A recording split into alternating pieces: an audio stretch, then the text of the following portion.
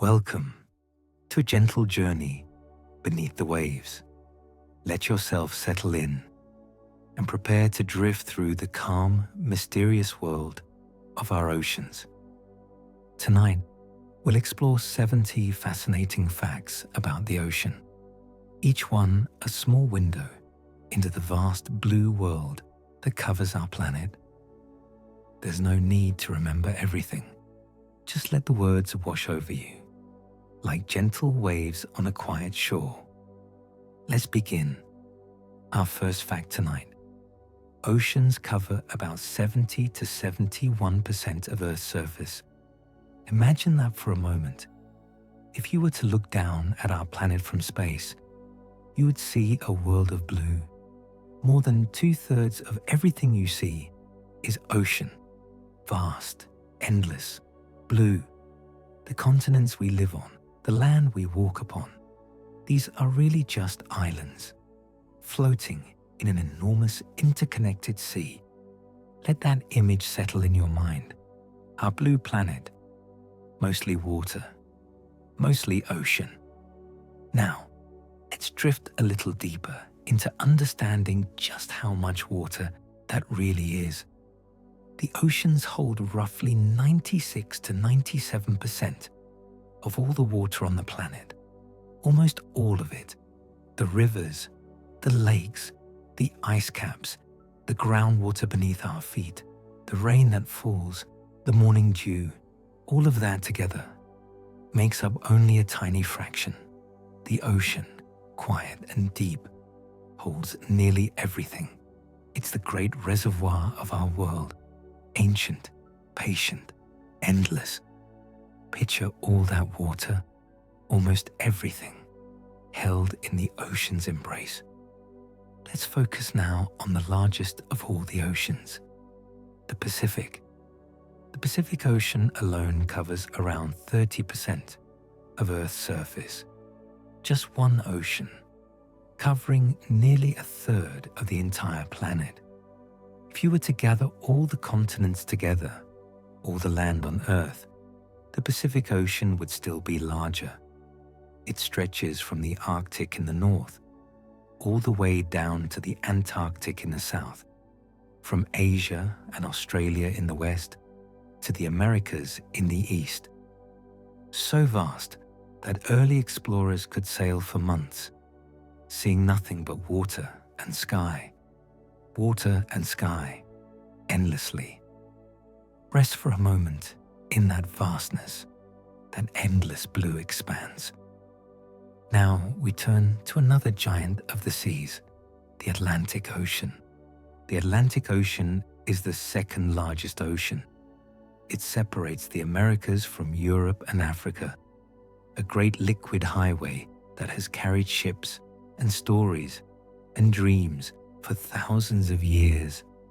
The Atlantic is younger than the Pacific, still growing, still spreading as the continents slowly drift apart.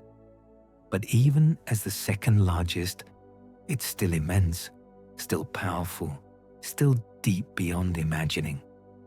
Let the thought drift through your mind. These great oceans, each one a world unto itself. But not all oceans are giants. Some are smaller, quieter, colder. The Arctic Ocean is the smallest and shallowest ocean, hidden at the top of the world, surrounded by land, covered for much of the year in ice.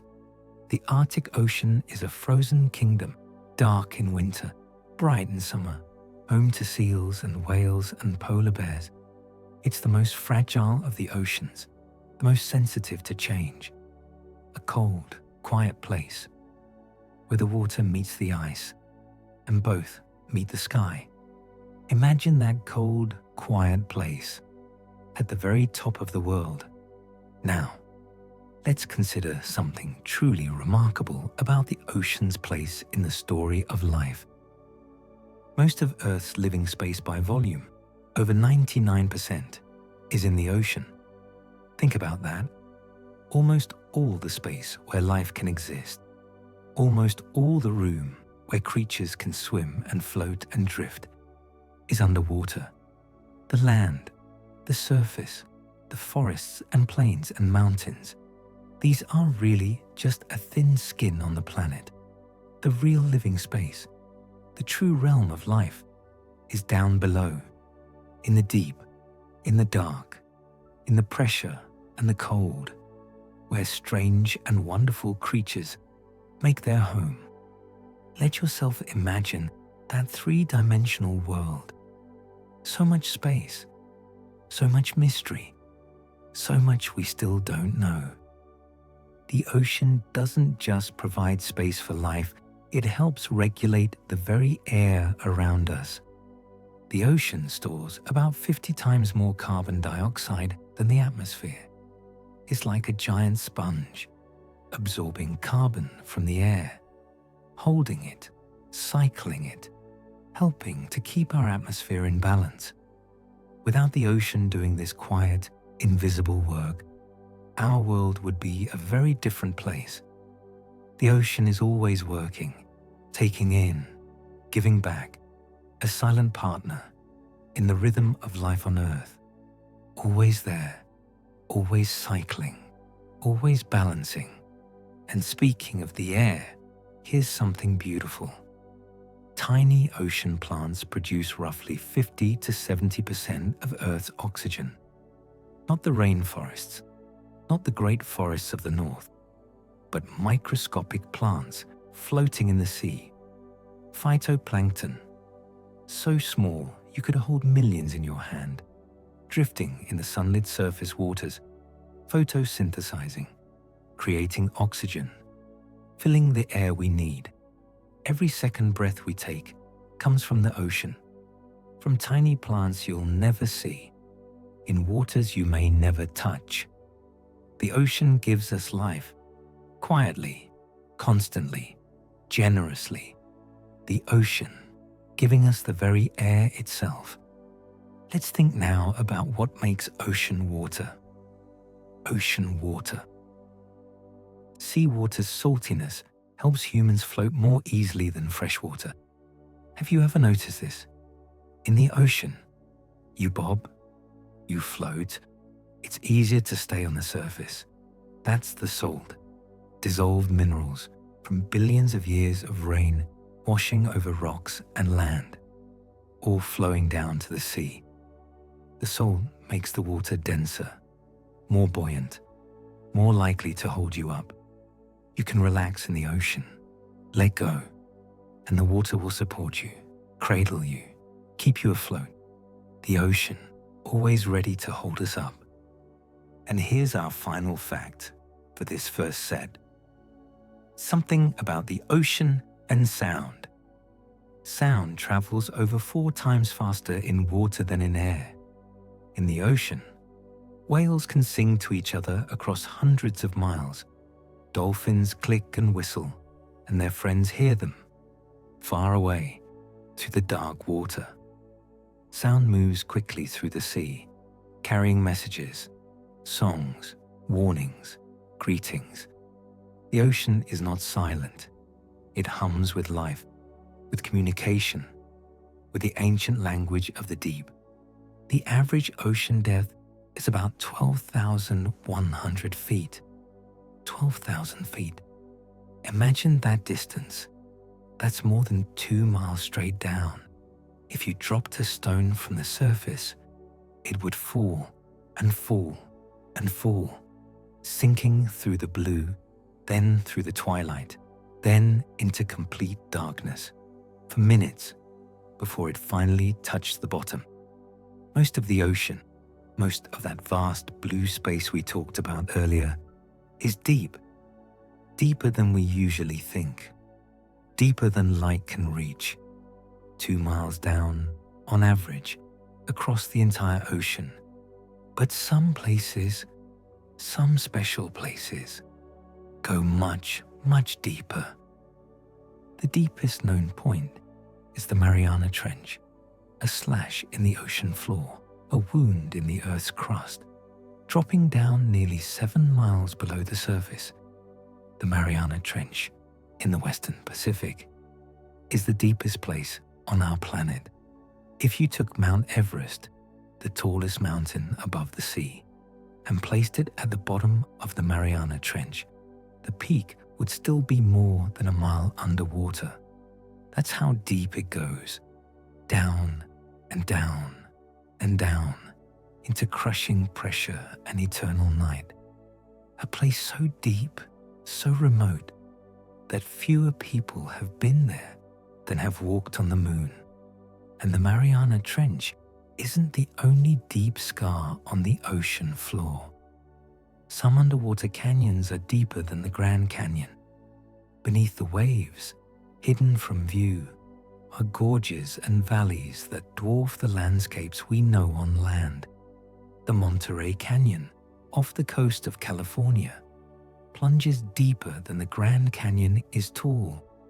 These underwater canyons were carved over millions of years by underwater landslides, by currents, by the slow, patient work of the sea. They cut through the continental shelf, creating highways for deep water to move, for sediment to flow, for life to travel between the shallows and the abyss. Canyons beneath the sea, deeper than any on land. Let's visit another deep place, this time in the Atlantic. The deepest point in the Atlantic reaches nearly 27,500 feet. The Puerto Rico Trench, darker than midnight, colder than winter, deeper than most of the Pacific's floor, nearly 5.5 miles down.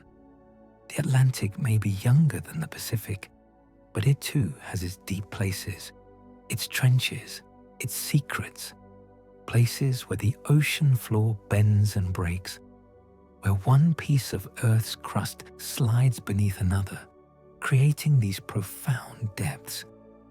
Down in that darkness, life still exists, adapted, patient, waiting. But the ocean floor isn't just trenches and depths. There are mountains too, great ranges rising from the seafloor. The mid-ocean ridge is the longest mountain range on Earth. It winds through every ocean like a seam on a baseball, stretching for more than 40,000 miles, longer than the Andes, longer than the Rockies, longer than the Himalayas. But we never see it because it's underwater. This vast mountain range marks where the ocean floor is being born, where magma rises from deep inside the earth, cools, and becomes new rock, new seafloor, slowly pushing the ocean basins wider.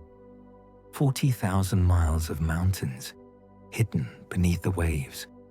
And those mountains are still doing their work, still pushing, still growing. The Atlantic basin is slowly widening each year, just a few centimeters, about as fast as your fingernails grow. But it's happening.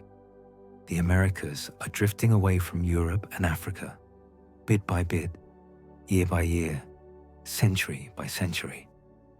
The mid-ocean ridge in the Atlantic is spreading, creating new ocean floor, making the Atlantic wider. Millions of years from now, it will be even larger. The ocean is not static, not fixed. It's always changing, always moving, always growing. The ocean, alive with motion, even in its slowest rhythms. Now let's think about the smaller mountains, the ones that don't quite reach the surface. The ocean floor is dotted with underwater mountains called seamounts. Thousands of them, maybe hundreds of thousands, rising from the deep, some tall enough to rival mountains on land, but not quite tall enough to break the surface. These seamounts are often old volcanoes, extinct now, silent, but still standing. They create islands of life in the deep ocean, places where currents swirl, where nutrients concentrate, where fish gather, where corals grow in the darkness. Each seamount is like an oasis, a landmark in the vast, flat plains of the deep. Mountains beneath the sea, standing quiet and unseen. In some places on the ocean floor, something truly remarkable happens. Deep-sea vents release super-hot, mineral-rich water. These are cracks in the ocean floor, places where seawater seeps down, gets heated by magma deep below, and then shoots back up, superheated, sometimes hotter than 400 degrees Celsius. The water is black with dissolved minerals, creating towers of rock as those minerals precipitate out, building chimneys, some as tall as buildings. These vents, these hydrothermal vents, are like underwater geysers, fountains of heat and chemistry in the cold, dark deep. Imagine it, water hotter than an oven, erupting into the freezing ocean. And around these vents, something even more remarkable. These vents support life without sunlight. Before we discovered these vents, we thought all life depended on the sun. Plants need sunlight, animals eat plants, and so on. But at these vents, there is no sunlight. It's too deep. Instead, bacteria use the chemicals in the vent water, hydrogen sulfide mostly, to create energy, chemosynthesis, instead of photosynthesis. And around these bacteria, entire ecosystems have evolved. Giant tube worms, strange white crabs, ghostly fish, all living on the energy from Earth's interior, not from the sun. Life, finding a way, even in the darkest places. The deep, full of surprises, full of life we never expected. And finally, a humbling thought. Only a tiny fraction of the deep ocean has been explored, less than 20%. Some say less than 10% of the ocean floor has been mapped in detail. We know more about the surface of Mars than we do about our own ocean floor. The deep is vast, remote, difficult to reach, and largely unknown. There are species down there we've never seen, landscapes we've never mapped, mysteries we haven't even thought to ask about yet. The ocean keeps its secrets, patient, waiting, knowing we'll get there, eventually. So much still to discover, so much still hidden in the deep. Water looks blue because it absorbs red light. Have you ever wondered why the ocean is blue? It's not reflecting the sky, though that's what many people think. No, water itself is blue, very slightly blue.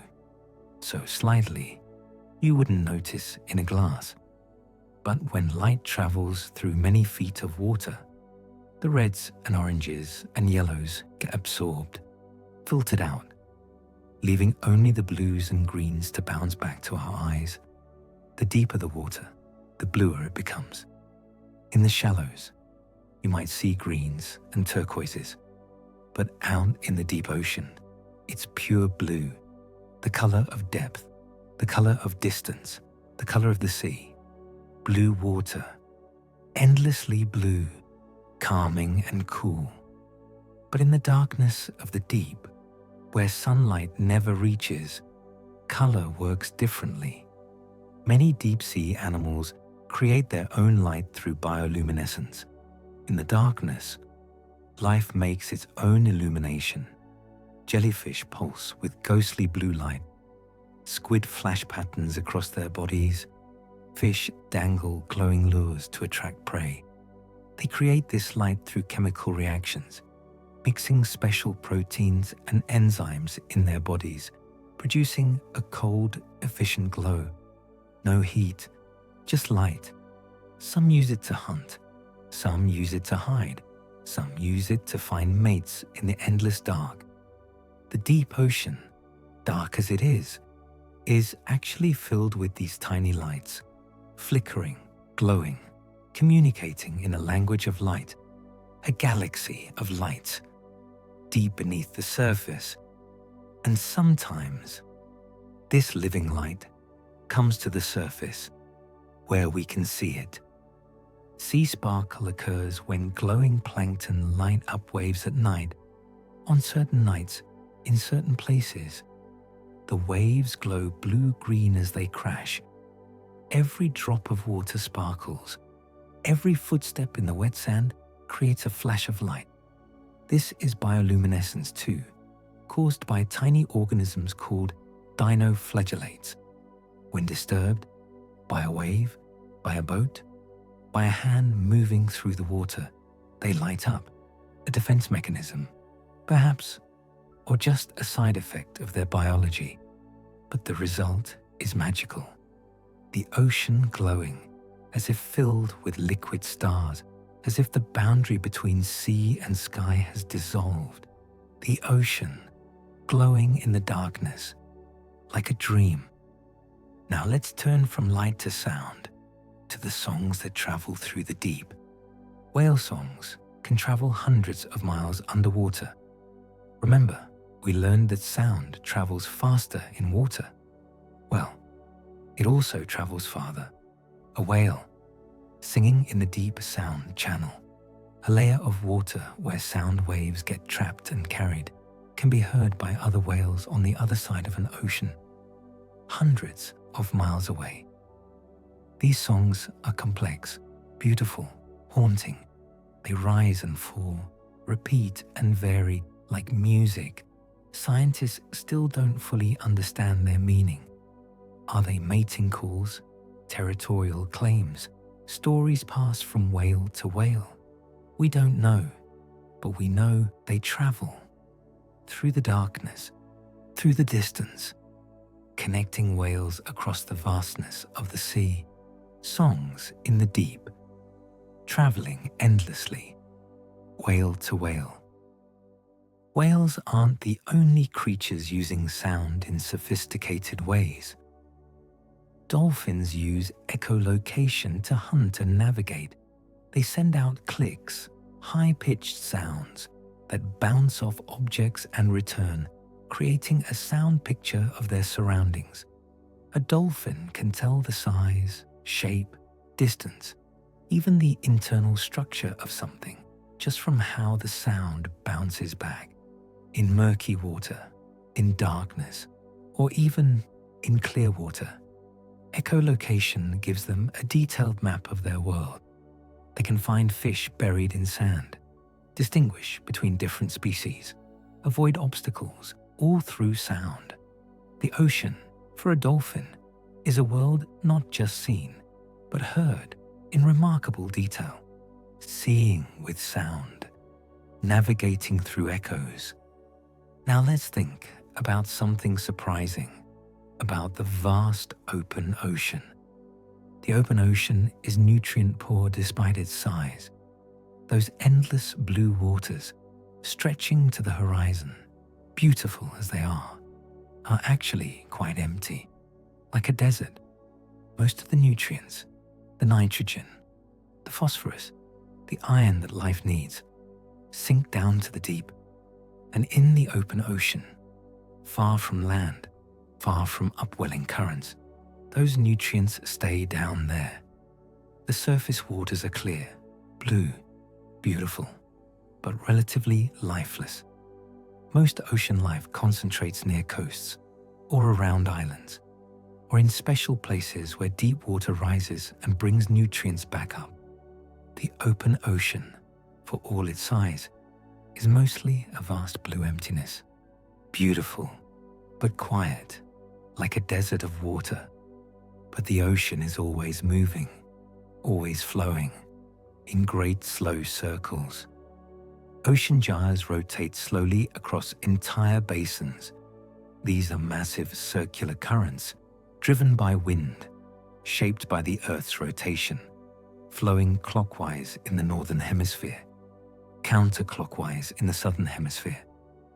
Each major ocean has its gyres, the North Atlantic gyre, the South Pacific gyre, turning slowly, taking years to complete one full rotation.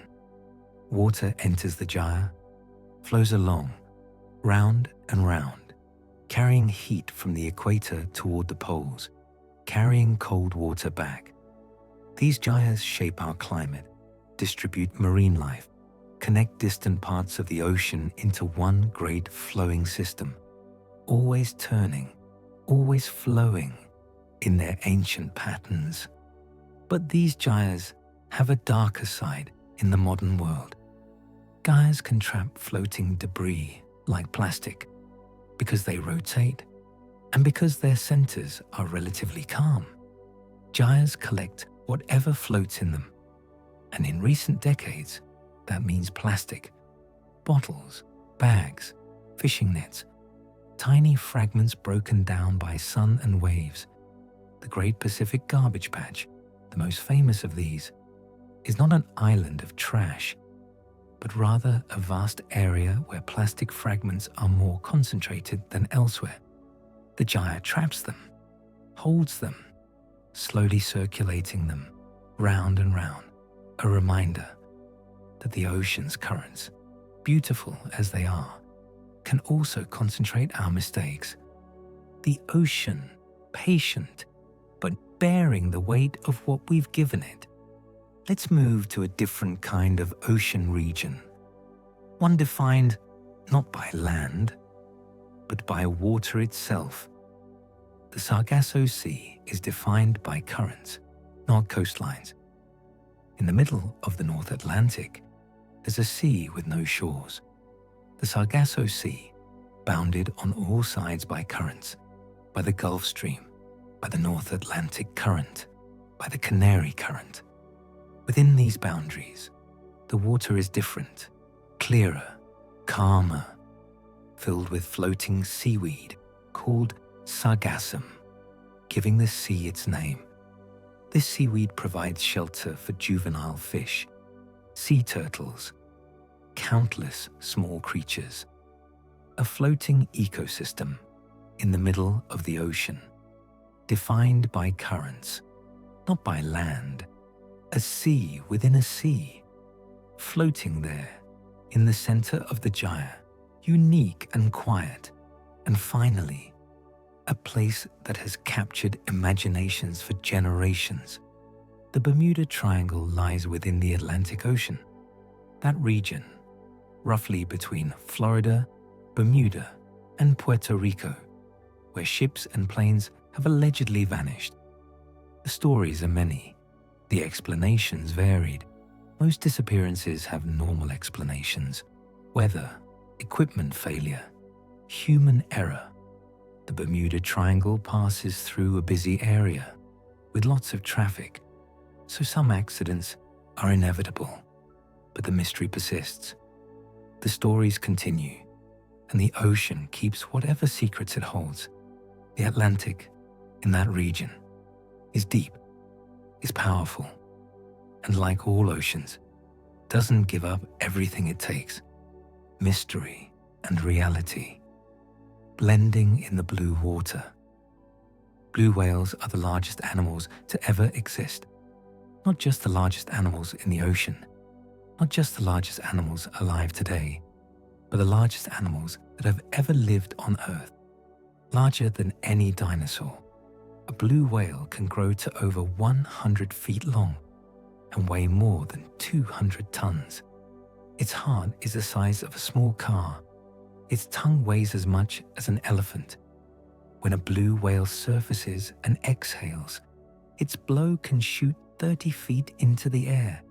And yet, despite this enormous size, blue whales feed on some of the smallest creatures in the ocean, tiny shrimp-like animals called krill, filtering tons of water through baleen plates, straining out the krill, sustaining their massive bodies on these tiny morsels, the largest feeding on the smallest. The ocean, full of such paradoxes, giants of the deep, gentle and magnificent. But size isn't everything. Some whales are known for how deep they can go. Sperm whales can dive over 2,000 meters. that's more than a mile down, deep into the darkness, into the crushing pressure, hunting for giant squid and deep-sea fish. A sperm whale will take a breath at the surface, fill its massive lungs, and then dive down, down, down for 30 minutes, 40 minutes, sometimes longer. At those depths, the pressure would crush most creatures, but sperm whales are built for it. Their ribs can collapse, their lungs compress, their bodies adapted perfectly for the deep hunt. And then, when the hunt is done, they rise again, slowly, carefully, back to the surface, back to the light, back to breathe, down into the abyss, and back again and again. And speaking of holding breath, some whales can hold their breath for more than an hour. Cuvier's beaked whales, deep divers like the sperm whale, have been recorded staying underwater for well over 2 hours. 2 hours without breathing, 2 hours in the dark deep. Their blood carries extra oxygen. Their muscles store oxygen in special proteins. Their metabolism slows, conserving every bit of air.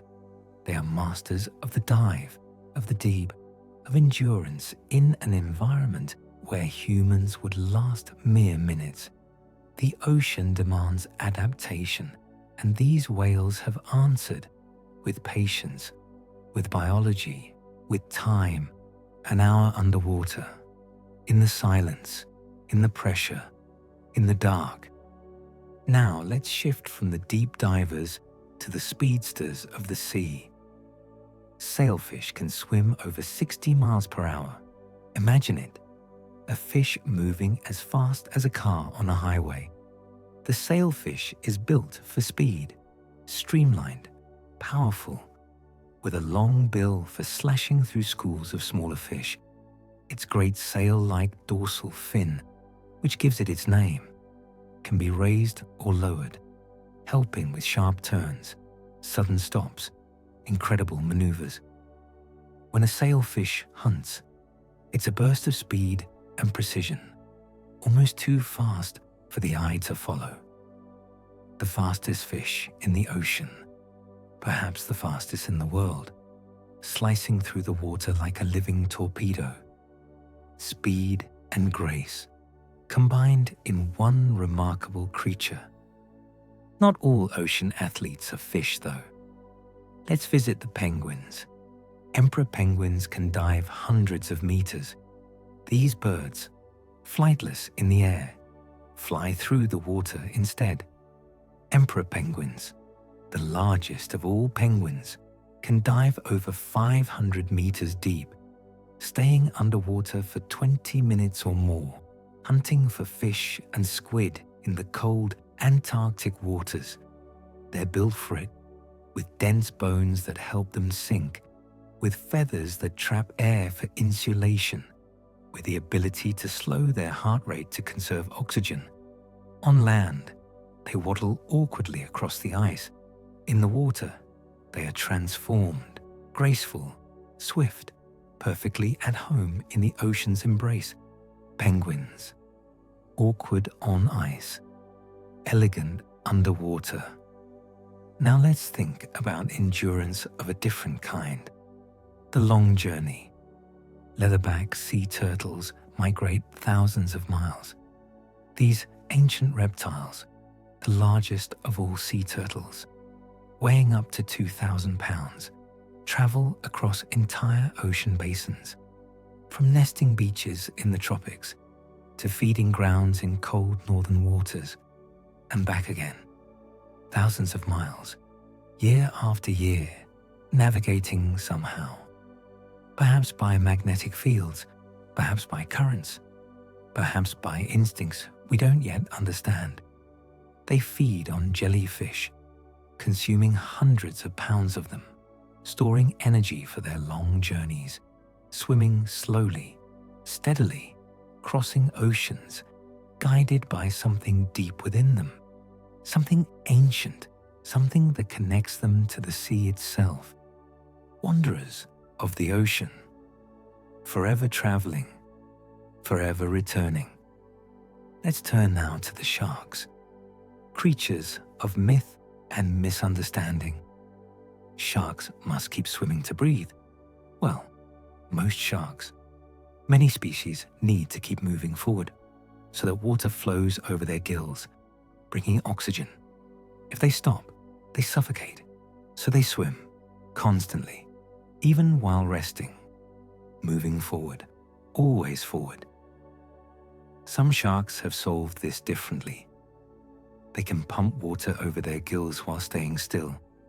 But the great sharks, the white sharks, the makos, the blue sharks, these are perpetual swimmers, born moving, dying only when they stop. The ocean keeps them alive, and they keep moving through it.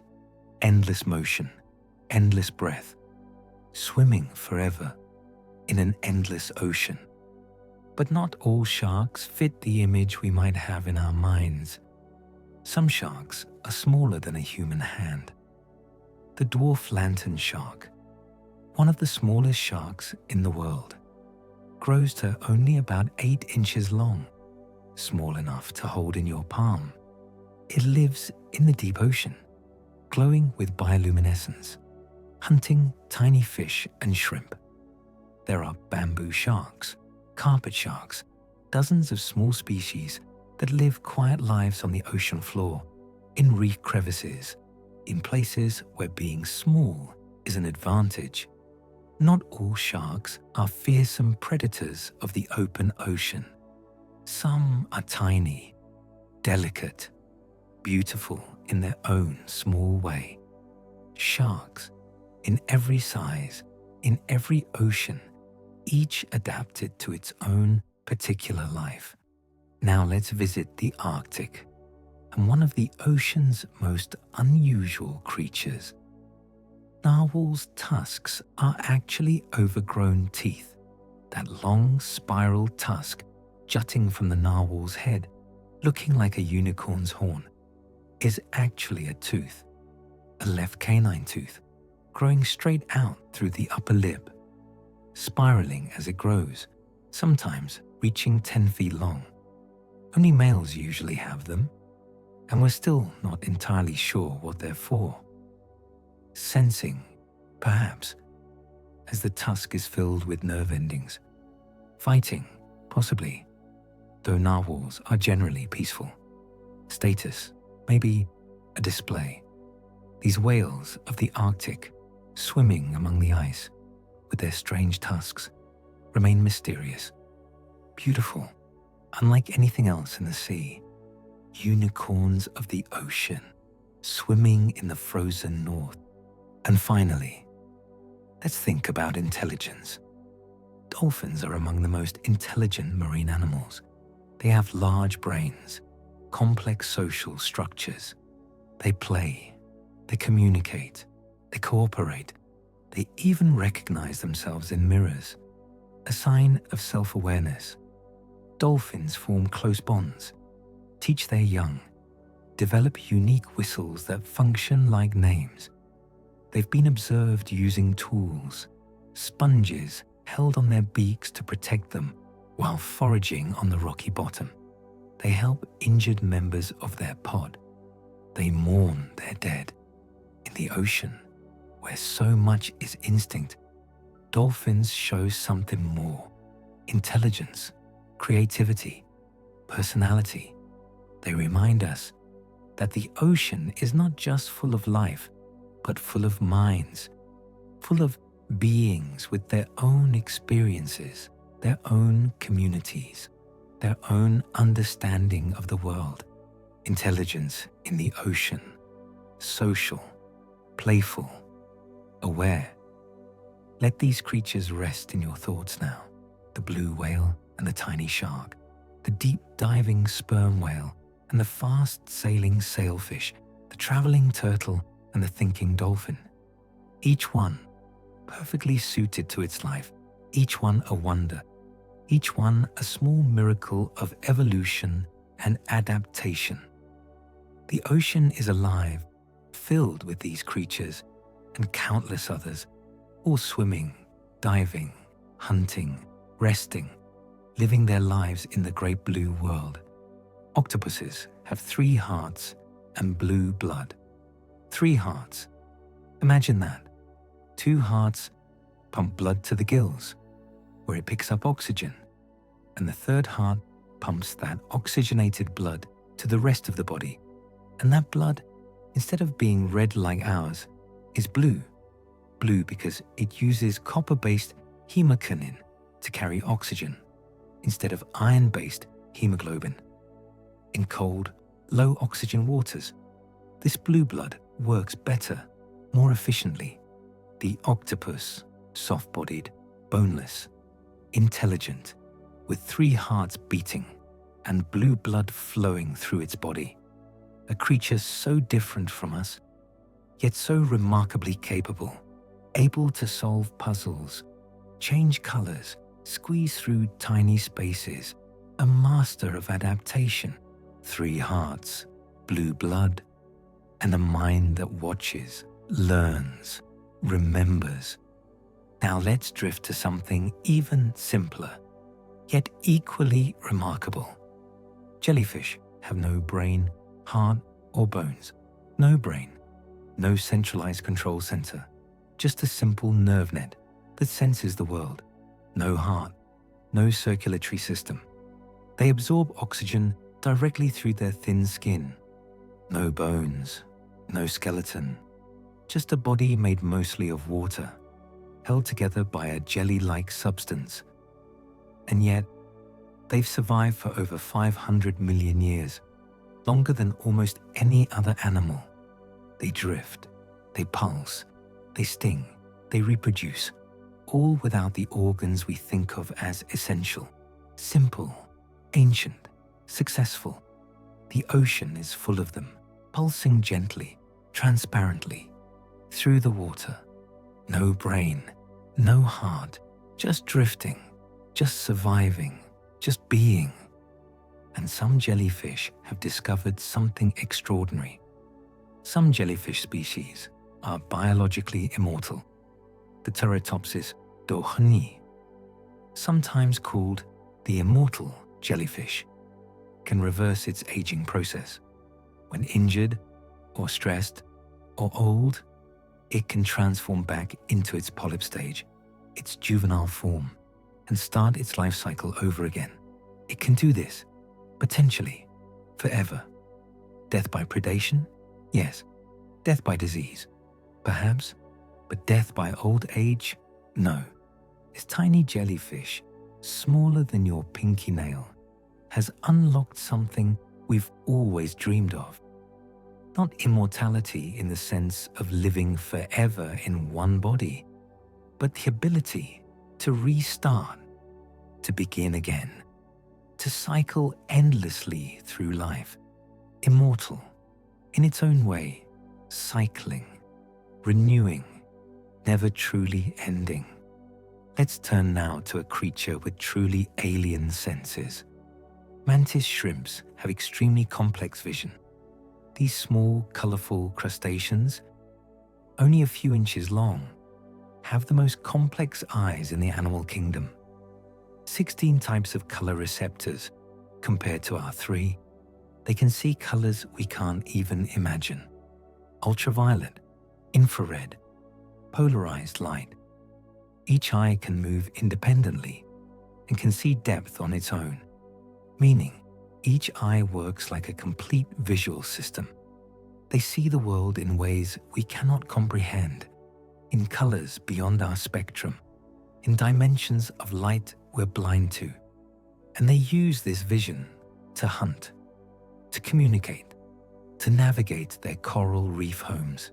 The ocean, to a mantis shrimp, must look like something from another universe, seeing in colors we can't name, in ways we can't imagine. Now let's explore something about identity and change. Some clownfish can change sex.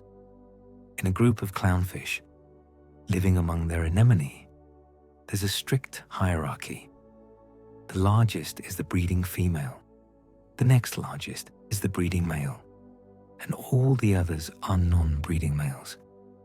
But if the female dies, something remarkable happens. The breeding male changes, transforms, becomes female. His body shifts, his organs develop, and he takes on the role of the female. The largest non-breeding male then becomes the new breeding male. The ocean demands flexibility, and clownfish have evolved to answer, changing themselves, adapting their very sex to ensure the group survives. Identity, flexible, changing, adapting to what the ocean requires. Let's move to creatures with remarkable powers of regeneration.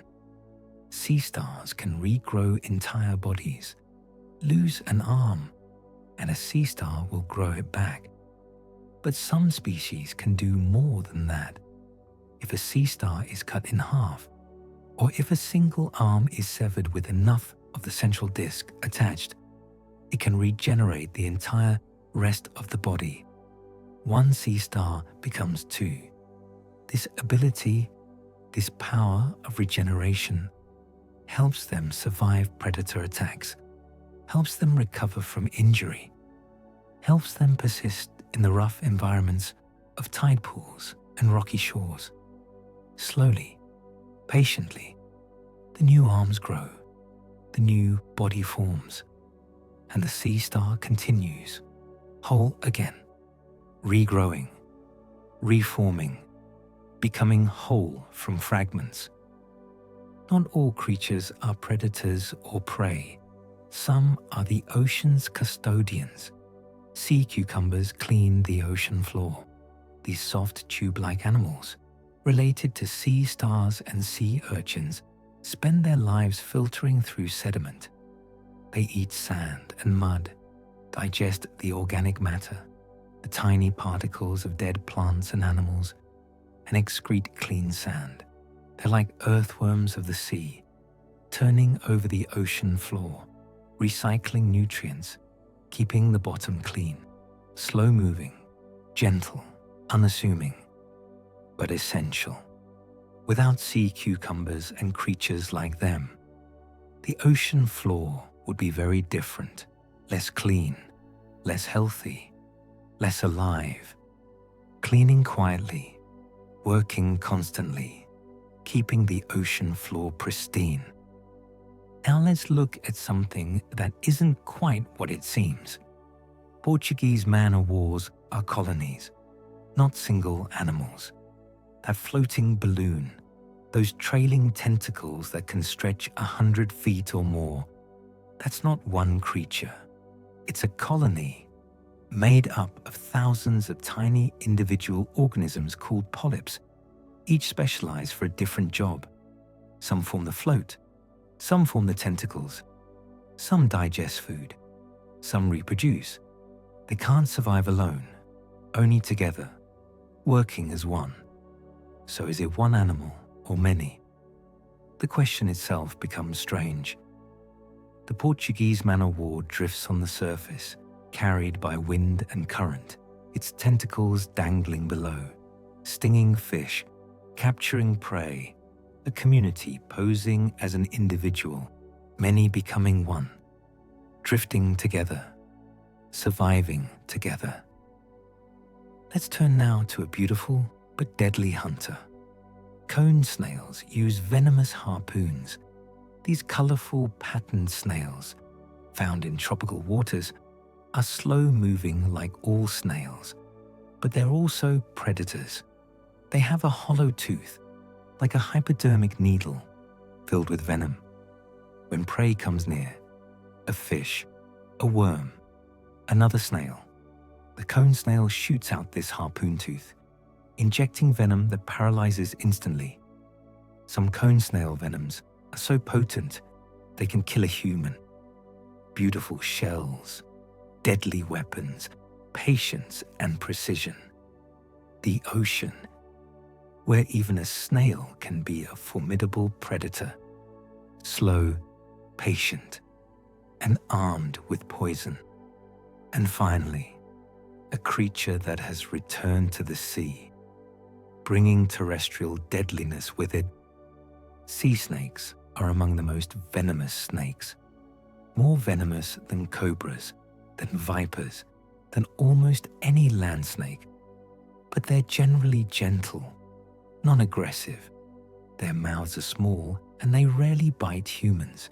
These snakes, descended from land snakes, have returned to the ocean, evolving paddle-like tails for swimming, valved nostrils that close underwater, the ability to absorb oxygen through their skin while diving. They hunt fish in shallow tropical waters, paralyzing them with powerful venom, swallowing them whole. Reptiles that breathe air, yet live in the sea, carrying with them the legacy of the land and the adaptations of the ocean. Venomous, but gentle, swimming through warm seas. Let these strange creatures settle in your thoughts now. The octopus with its 3 hearts, the immortal jellyfish, the mantis shrimp seeing in impossible colors, the cone snail with its harpoon, each one a reminder that the ocean is full of life that defies our expectations, that challenges our assumptions, that shows us new ways of being. Coral reefs support at least 1/4 of marine species. Just 1/4. Think about that. Coral reefs cover less than 1% of the ocean floor, yet they provide a home, food, shelter, breeding grounds for 25% or more of all marine species. Thousands upon thousands of fish species, invertebrates, plants, all depending on the reef. The reef provides structure, creates hiding places, offers food in its crevices, supports entire food webs, like rainforests on land. Coral reefs are biodiversity hotspots, concentrated explosions of life in an otherwise sparse ocean. Small in area, enormous in importance. Rainforests of the sea, dense with life, crucial beyond measure. And these reefs, they don't appear overnight. Coral reefs are built slowly over thousands of years. Each coral polyp, tiny, barely visible, secretes a skeleton of calcium carbonate beneath itself. Over time, over generations, over centuries, these skeletons accumulate. Polyps grow on top of the remains of their ancestors, layer upon layer, slowly building the reef structure. A single reef might be thousands of years old, even tens of thousands, built grain by grain, skeleton by skeleton, by countless tiny animals working not together, but simply living, simply being. The reef is their collective legacy, their monument, their gift to all the life that follows, thousands of years to build what we can destroy in moments. Let's shift now to a different kind of ocean forest, cooler, faster growing. Kelp forests can grow more than 1 foot per day. These giant brown seaweeds, anchored to rocky bottoms in cold waters, can grow astonishingly fast. Giant kelp, the largest species, can grow 2 feet in a single day under ideal conditions, reaching lengths of over 100 feet. They stretch from the bottom toward the surface, toward the light, creating underwater forests, swaying with the currents. Fish swim among the fronds. Sea otters wrap themselves in kelp to keep from drifting while they sleep. Seals hunt in the kelp shadows. These forests are dynamic, fast-growing, rich with life, from California to Chile, from South Africa to Australia. Wherever cold, nutrient-rich water meets rocky coast, forests underwater, swaying, growing, alive with motion. Not all ocean meadows are made of kelp though. Some are more delicate, But no less important, seagrass meadows store large amounts of carbon. These underwater flowering plants, true plants, not algae, grow in shallow coastal waters. Their long grass-like leaves sway in the current, providing nursery habitat for fish, food for sea turtles and dugongs. But they also do something crucial for our planet. They absorb carbon dioxide from the water, and when their leaves die, much of that carbon gets buried in the sediment below, where it stays for thousands of years.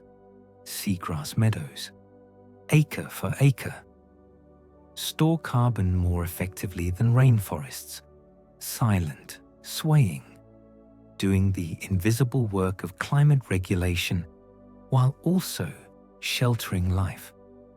Meadows beneath the waves, storing carbon, supporting life, quietly essential. Let's move to where land and sea meet, to a different kind of coastal forest. Mangrove forests protect coastlines from storms. These salt-tolerant trees, with their distinctive roots arching above the water, grow along tropical and subtropical coasts. Their dense root systems slow waves, absorb storm surge, prevent erosion. During hurricanes and tsunamis, mangrove forests act as natural barriers, protecting inland communities, saving lives. Between their roots, fish spawn, crabs scuttle, juvenile sharks find shelter. Mangroves are nurseries, protectors, filters, cleaning water as it flows from land to sea. Half land, half ocean. They belong to both worlds, serving both. Standing guard, roots in the water, protecting the shore. Another place where fresh and salt water meet, where productivity soars. Estuaries are among the most productive ecosystems, where rivers meet the ocean, where fresh water mixes with salt, nutrients from the land concentrate, and life explodes. Estuaries produce more biomass per acre than almost any ecosystem on Earth. The mixing water, the abundance of nutrients, the shelter provided by marsh grasses and mudflats all combine to create extraordinary productivity. Fish come to spawn. Birds come to feed. Countless invertebrates filter the water. Estuaries are nurseries for the ocean, where many species begin their lives protected, well-fed, before heading out to sea. Where river meets ocean, where life begins, where abundance flows. And speaking of beginnings, many baby fish begin life as drifting plankton. Even fish that will grow large, that will swim strong, that will travel far, often start as tiny larvae, transparent, helpless, drifting with the currents. They float in the open water, feeding on even tinier plankton, growing slowly. Some drift for days, some for weeks, some for months, carried by currents sometimes hundreds of miles from where they hatched. It's a risky strategy. So many will be eaten. So many will drift to unsuitable places. But for those who survive, those who drift to the right habitat at the right time, the journey ends. They settle, transform, and begin their adult lives, starting small, drifting far, hoping to find home. Now let's travel to the coldest parts of the ocean, where you might not expect abundance. Arctic and Antarctic waters bloom with life in summer. For most of the year, these polar seas are dark, frozen, quiet. But when summer comes, when the ice melts and the sun returns, something remarkable happens. The long days, the nutrients brought up by melting ice and mixing waters, trigger massive blooms of phytoplankton. The water turns green with life, and where phytoplankton blooms, zooplankton follows. And where zooplankton gathers, fish come, and seals, and whales. The polar summers are brief, but extraordinarily productive. Krill swarm in Antarctic waters by the trillions. Seabirds nest in enormous colonies. Whales migrate thousands of miles to feast, a brief explosion of life, fueled by light and nutrients before winter returns. Summer at the poles. Life blooming, abundant and brief. Back in the tropics, in the coral reefs, communication happens in color. Many reef fish use color to communicate. Bright yellows, electric blues, vibrant oranges. These aren't just beautiful, they're signals. Color can indicate species, can show health and fitness, can signal aggression or submission. Some fish can change their colors, darkening when threatened, brightening during courtship, shifting patterns to blend in or stand out. On the reef, where visibility is good, where many species live close together, color becomes language. A flash of color can say, "I'm dangerous," or "I'm interested," or "This is my territory." The reef, painted in living color, speaking in shades and patterns, colors as words, patterns as sentences. The reef in constant conversation. And finally, let's return to a simple predator we mentioned before. The anemone. Sea anemones capture prey with stinging cells. They look like flowers, soft, beautiful, swaying gently. But their tentacles are armed with nematocysts, tiny harpoon-like cells that fire when touched, injecting venom, paralyzing small prey. A shrimp brushes against a tentacle. The cells fire faster than the blink of an eye, and the shrimp is caught, stunned, drawn toward the anemone's mouth. Simple, effective, elegant. The anemone doesn't chase, doesn't hunt actively. It simply waits, tentacles extended, looking like a harmless flower, until something comes too close. Patient predators, rooted to the spot, letting prey come to them. Waiting, patient, armed and ready, beneath a beautiful disguise. Let these ecosystems rest in your thoughts now. The reefs built over millennia, the kelp forests swaying, the seagrass meadows storing carbon, the mangroves protecting shores, each one a community, a gathering place for life, a reminder that the ocean is not just water and salt, but gardens, forests, meadows, nurseries, all teeming with life that depends on them. Overfishing has reduced many predator populations. For decades, for centuries in some places, we've taken fish from the ocean faster than they can reproduce. The big predators especially, the ones that grow slowly, that reproduce late in life, have suffered most. Swordfish, marlin, groupers, cod, their numbers have fallen. In many places, the ocean's top predators are shadows of what they once were. Fewer fish, smaller fish, younger fish. The balance shifts when predators decline, cascading through the food web, changing the ocean in ways we're still discovering. We've fished so much, so efficiently, that we've altered the very structure of marine ecosystems, taking more than the ocean can give for too long, in too many places. Let's look more closely at specific examples. Sharks and tuna have declined by more than half in some areas.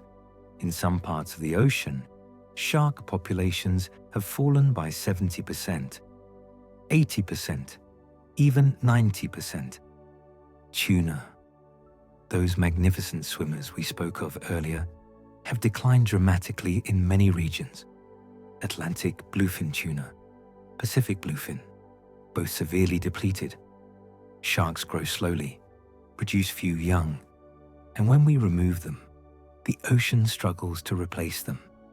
These predators, ancient, perfectly adapted, now face a challenge they didn't evolve for. Not natural predators, not competition, but industrial fishing on a scale the ocean has never seen before. Predators vanishing, leaving oceans changed, diminished. But fishing isn't the only challenge the ocean faces. Plastic pollution threatens marine animals. Every year, millions of tons of plastic enter the ocean. Bottles, bags, fishing gear, microplastics broken down from larger pieces. It floats on the surface, drifts in the currents, sinks to the bottom. Sea turtles eat plastic bags, mistaking them for jellyfish. Seabirds feed plastic fragments to their chicks, thinking it's food. Whales have been found with stomachs full of plastic, unable to digest it, unable to expel it, slowly starving. Ghost nets, lost or abandoned fishing gear, continue catching and killing for years. The ocean, vast as it is, cannot dilute away our plastic. It accumulates, it persists, it harms. Plastic, where it doesn't belong, hurting creatures that don't understand. The tragedy deepens when we realize many animals mistake plastic for food. They haven't evolved to recognize plastic as inedible. A floating plastic bag looks like a jellyfish. A colored bottle cap looks like a fish egg. Microplastics smell like food because they've been in the water long enough to grow biofilms of algae and bacteria. The animals are doing what they've always done, feeding, surviving. But the ocean now contains things that look like food, smell like food, but provide no nutrition, fill their stomachs with no nourishment. It's not the animals' fault. They're just trying to live. In an ocean we've changed. Confusion, hunger, harm from things that shouldn't be there. But the ocean absorbs more than just our waste. The ocean absorbs much of humanity's excess, CO2. Remember, we learned the ocean stores 50 times more carbon dioxide than the atmosphere. It's still doing that work, still absorbing, taking in much of the carbon dioxide we release from burning fossil fuels. Without the ocean's absorption, climate change would be happening much faster. The ocean doing us this service, this favor, but it comes at a cost. As the ocean absorbs more CO2, the water becomes more acidic. Ocean acidification, making it harder for corals to build their skeletons, harder for shellfish to form their shells, changing the chemistry of the sea. The ocean helps us, but we're changing it in the process, absorbing our emissions, protecting us, but changing itself. And the ocean's role in climate goes beyond carbon. The Gulf Stream helps regulate Earth's climate. This massive current, flowing from the Gulf of Mexico, up the eastern coast of North America, across the Atlantic to Europe, carries enormous amounts of heat. It keeps Western Europe much warmer than it would otherwise be.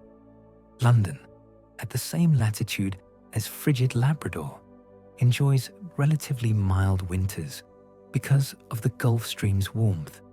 These ocean currents, flowing constantly, redistributing heat around the planet, are like Earth's circulatory system. They regulate climate, moderate temperature, make much of the world habitable. Without them, our planet would be very different, much harsher, less balanced. Currents flowing, carrying warmth, balancing the planet's climate. Let's think now about something more rhythmic, more ancient. Tides are caused mainly by the moon. The moon's gravity pulls on Earth and pulls on the ocean, creating a bulge of water on the side facing the moon and another bulge on the opposite side.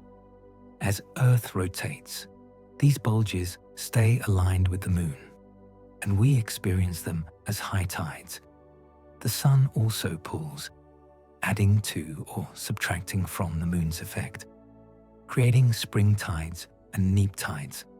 This dance, this gravitational partnership between Earth, Moon, and Sun has been going on for billions of years. The tides rise, the tides fall, reliable, predictable, eternal. The ocean responding to forces from space, breathing in and out, twice each day, the moon pulling, the ocean responding, tides flowing, forever. Now let's consider a current that connects everything. The Antarctic Circumpolar Current connects oceans. Around Antarctica, unblocked by any continent, flows the largest ocean current on Earth. It circles the southern continent, connecting the Atlantic, Pacific, and Indian Oceans into one continuous flow. This current, cold and powerful, helps drive ocean circulation worldwide. It keeps Antarctica cold, isolates it, and influences climate patterns globally. The oceans, seemingly separate, named separately, are really one ocean, one connected system, and nowhere is that more clear than in the waters around Antarctica, where they all flow together, endlessly circling. One ocean, flowing around the frozen south, connecting everything. The ocean holds more than just water and life. It holds resources too. Valuable minerals are mined from ocean floors, manganese nodules, potato-sized lumps of metal, litter parts of the deep ocean floor, rare earth elements needed for electronics and batteries, concentrate in deep-sea muds, oil and gas, trapped in rocks beneath the seafloor, are extracted from offshore wells. Humans are looking deeper, reaching farther, seeking resources in places we barely understand. The deep ocean floor, that vast frontier, now faces potential mining operations. We must decide, carefully, thoughtfully, how much we take, how much we disturb, how much we leave untouched. The ocean has given us so much. We must consider what we owe in return. Resources in the deep, tempting, but at what cost?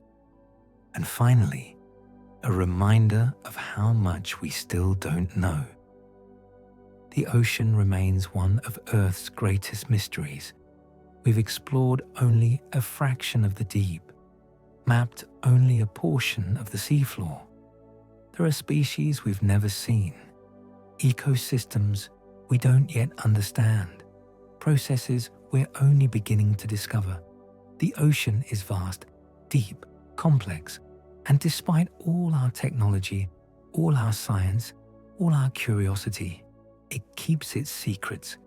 Every expedition finds something new, something unexpected, something that changes what we thought we knew. The ocean, familiar yet foreign, present yet hidden, is still teaching us, still showing us wonders, still holding mysteries in its depths. So much unknown, so much still to learn, so much waiting to be discovered. Let these final facts rest now. The challenges, the connections, the mysteries. The ocean faces pressures, yes, but it also continues its ancient work, regulating climate, supporting life, cycling nutrients, connecting continents. It absorbs our impacts, but it also endures, persists, remains powerful beyond measure. We've traveled together through 70 facts about the ocean, from its size and depth, to its creatures and ecosystems, to its role in our world and our impact upon it. The ocean, vast, beautiful, troubled, mysterious, essential. Let the ocean's story settle now, like sediment drifting down through the water column, down, down, to rest on the quiet floor. The ocean continues flowing, breathing, living, whether we watch or not, whether we sleep or wake. It continues. Rest now, drift now. Let the gentle rhythm of the waves carry you into peaceful sleep, knowing the ocean is there, eternal, powerful, blue. Thank you for journeying with us through the ocean's wonders. Sleep well.